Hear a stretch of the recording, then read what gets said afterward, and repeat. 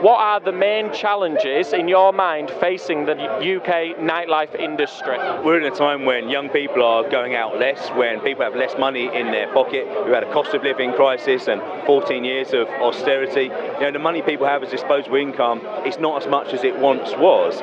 We need to make sure that the right regulations, the right licensing infrastructure and the right business environment is in place so that nightclubs and the nighttime industry in its broadest format can actually survive and thrive. Now that means that people are going to need to look at what support that means in terms of, say, business rates. That's been a big debate, the tapering of those.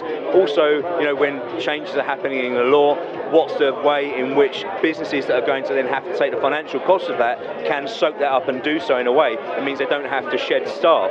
So the challenges are myriad, they are complex. We've seen a lot of younger people, particularly post-COVID, not maybe venturing out into nightclubs as much.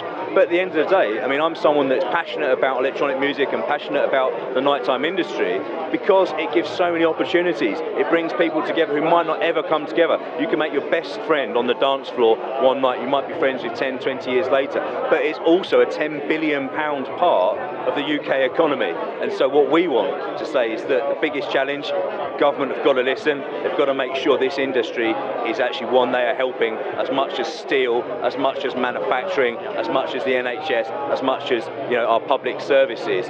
They've got to work out a way to allow us to do what we do best, which is put on amazing nights that people come to and make a profit for those businesses.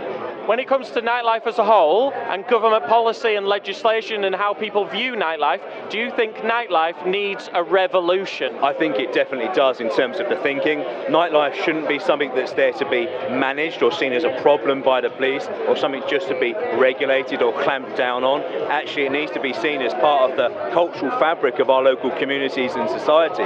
Britain has for generations produced some of the greatest music artists on the planet.